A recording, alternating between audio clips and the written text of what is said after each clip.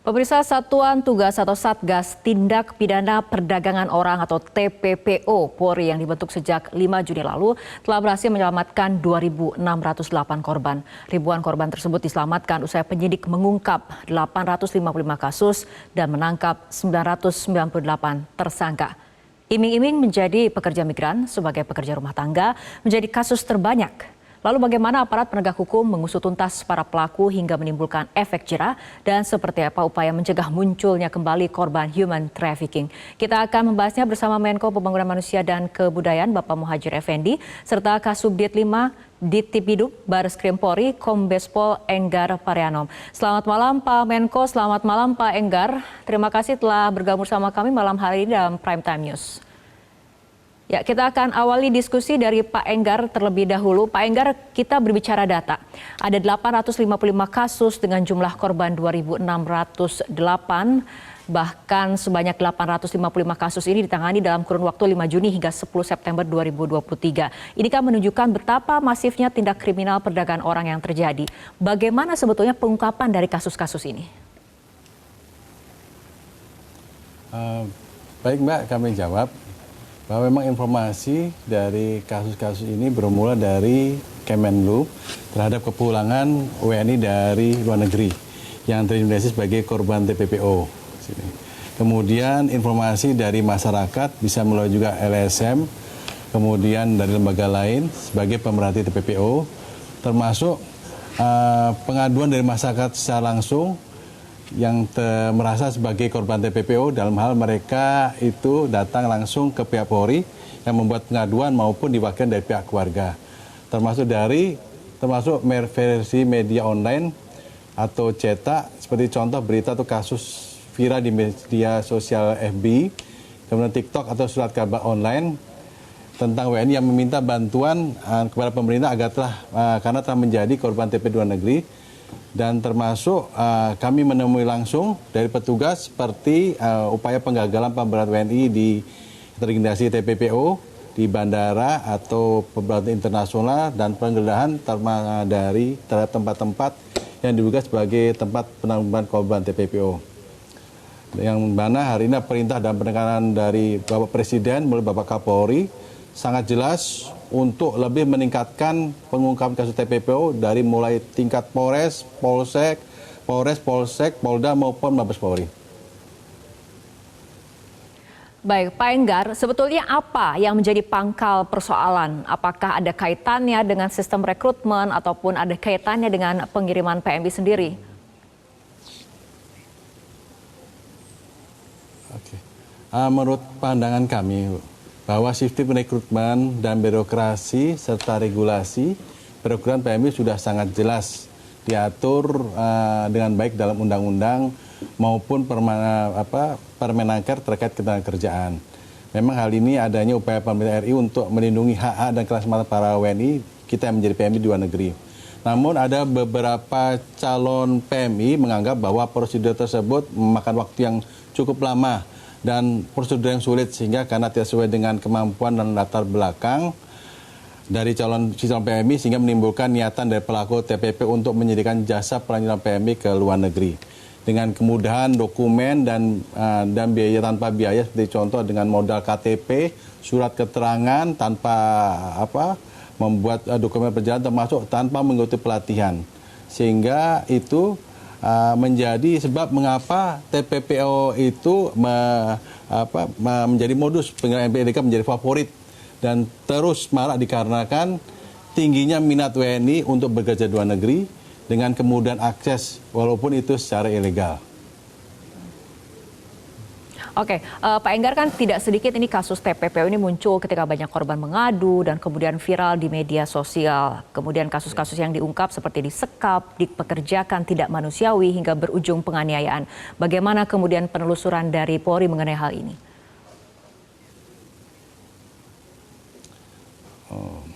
Baik. Pertama harus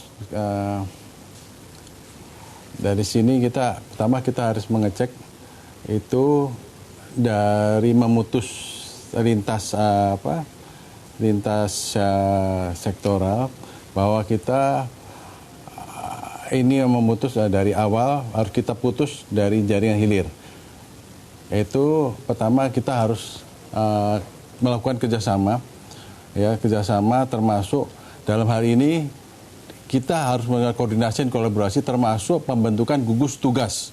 Gugus tugas TPPO itu yang dari Perpres nomor 49 tahun 2003 dengan perubahan dan Perpres nomor 16 tahun 2008 dengan gugus tugas pencegahan, di mana Bapak Kapolri ini sebagai ketua gugus tugas penanganan TPPO itu sendiri.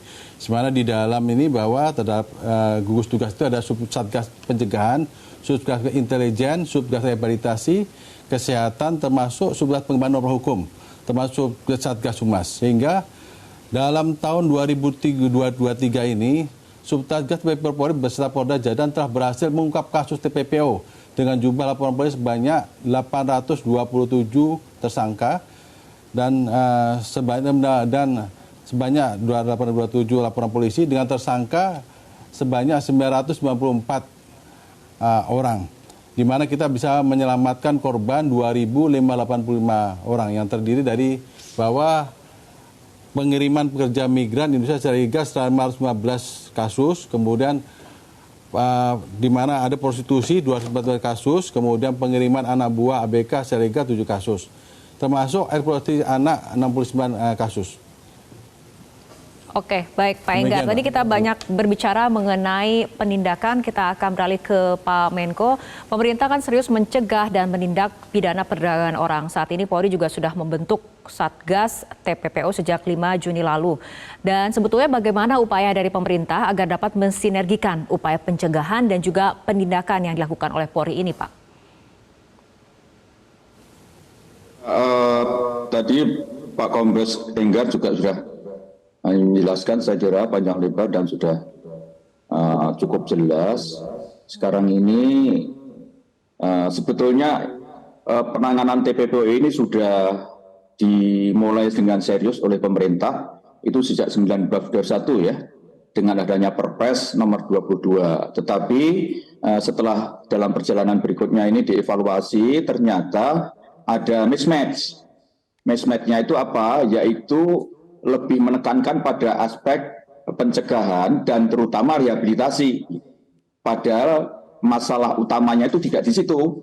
Masalah utamanya itu adalah masalah kejahatan, tindak pidana dari para pelaku-pelakunya gitu. Karena itu sesuai dengan arahan dari Bapak Presiden, maka sudah dirubah itu Perpres yang semula itu ketua gugus tugasnya itu Menteri PPA dan saya sebagai ketua pengarah. Sekarang digeser Pak Kapolri menjadi ketua pelaksana dan Prof. Mahfud sebagai Menko Polhukam menjadi pengarah 1 yang semula pengarah 2.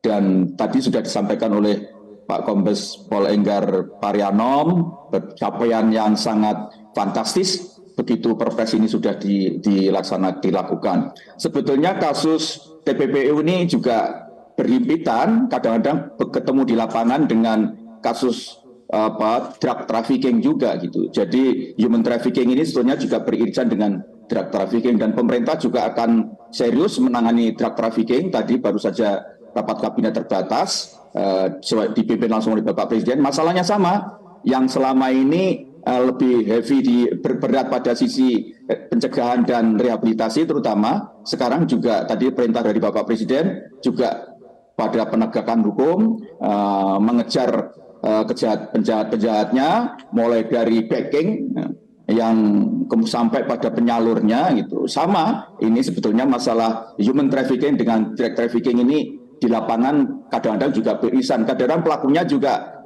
sama gitu. Karena itu sesuai dengan arahan dan perintah dari Bapak Presiden, kita akan menjadikan dua persoalan besar yang sangat mendesak ini harus kita tangani bersama. Segera itu, Mbak Fitri. Baik, Pak Menko, jika kita berbicara mengenai korban, jika dulu para pelaku ini kan mengincar korban dari kalangan kelas ekonomi bawah, namun kini sasaran korbannya meluas hingga ke kalangan berpendidikan dengan modusnya bermacam-macam. Misalnya tawaran kerja magang, beasiswa, hingga pendapatan instan melalui online scamming. Nah, dari Pak Menko sendiri bagaimana tanggapannya mengenai target korban yang semakin meluas, artinya upaya pencegahan pun harus lebih masif dilakukan, harus lebih diperketat lagi seperti itu?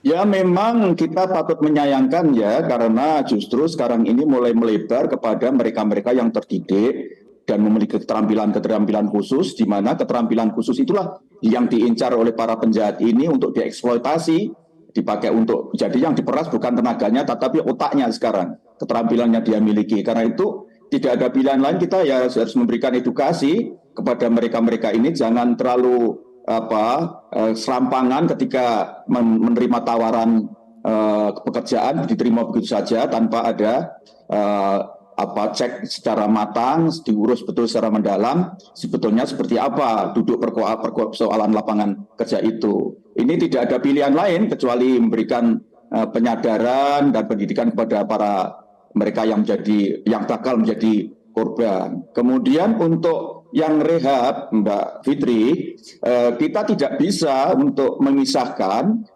secara terpisah, baik itu yang korban narkoba maupun korban TPPO ini, karena apa? Di dalam TPPO itu sebetulnya yang bermasalah bukan hanya yang korban TPPO, tapi yang mereka yang tenaga kerja legal pun juga banyak masalah gitu.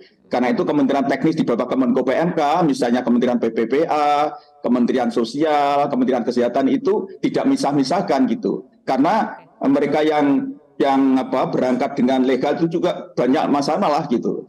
Bahkan ada juga yang berangkatnya ilegal tapi sebetulnya ketika di lapangan tidak ada masalah gitu. Karena kebetulan misalnya ketemu dengan majikan yang baik, yang walaupun dia datangnya secara prosedur salah tapi dia mendapatkan perlakuan yang baik, mendapatkan upah yang juga memadai dan seterusnya. Karena itu kita memang selama ini tidak memisahkan secara khusus antara mereka yang berkasus karena akibat illegal human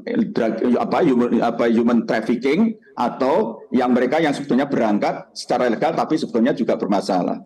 Oke, baik. Kita akan lanjutkan kembali perbincangan usai jeda. Kita akan membahas mengenai salah satu yang menjadi perhatian publik, yakni pengungkapan kasus TPPO dengan modus penjualan organ ginjal. Mengapa ini bisa terjadi dan bagaimana bisa para korban tergiur dan bersedia menjadi korban? Kita akan ulas sesaat lagi. Pemirsa, kita akan lanjutkan kembali perbincangan. Pak Enggar, salah satu yang menjadi perhatian publik yakni pengungkapan kasus TPPO dengan modus penjualan organ ginjal. Nah, ini kenapa bisa terjadi dan bagaimana bisa para korban ini tergiur oleh ajakan dari pelaku? Baik, Mbak. Mohon izin Pak Menko.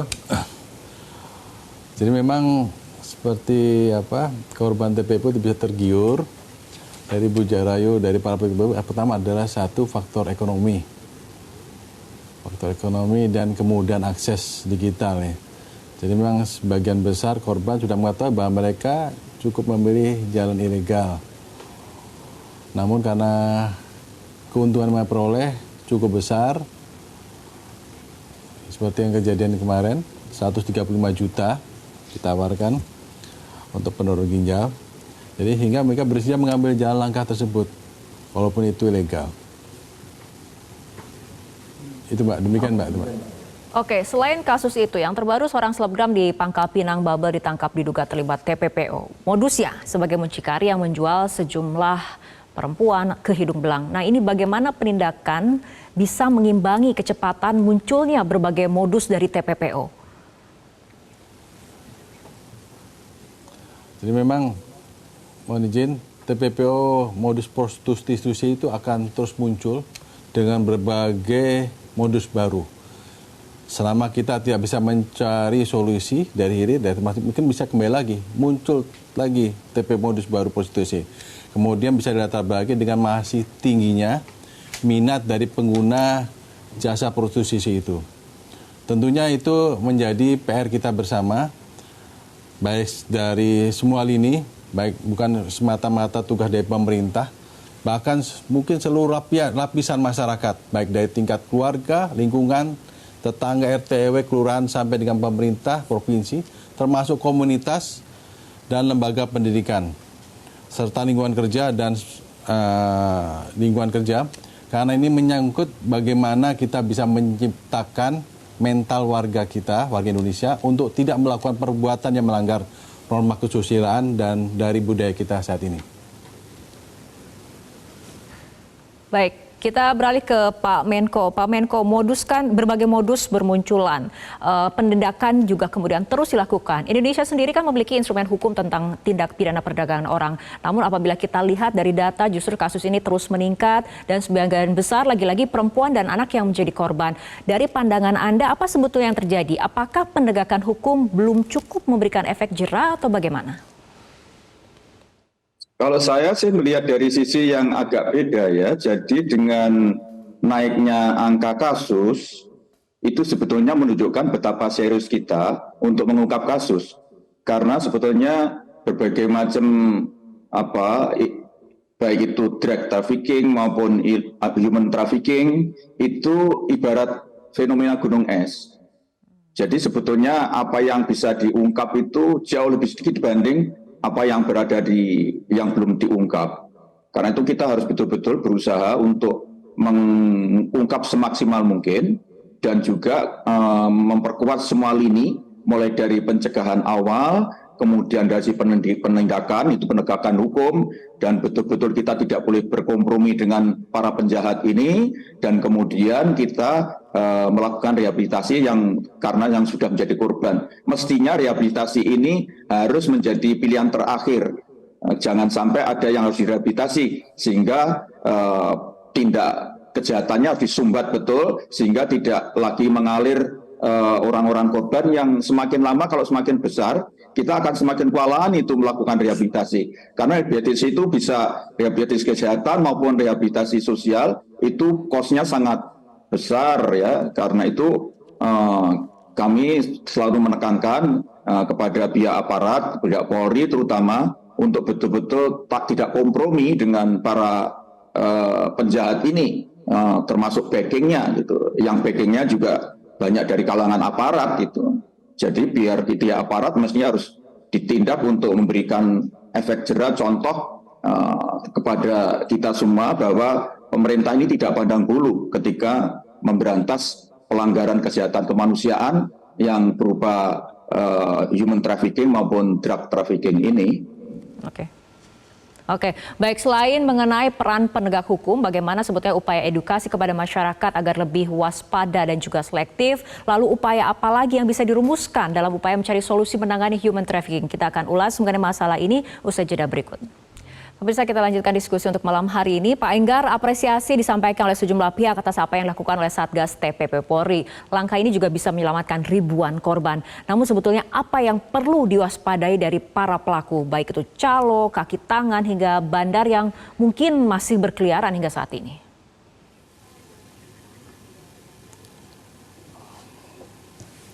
Mungkin kita sama-sama perlunya adanya koordinasi dan kolaborasi antara seluruh lapisan masyarakat, kemudian dan pemberian sosialisasi terhadap peningkatan sosialisasi terhadap adanya korban TPPO, terhadap korban TPO termasuk bahaya TPPO yang terjadi. Peningkatkan sosialisasi dan himbauan kepada masyarakat secara masif melalui koordinasi dan kolaborasi terhadap semua lini lapisan masyarakat. Demikian. Oke, baik. Kita ke Pak Menko.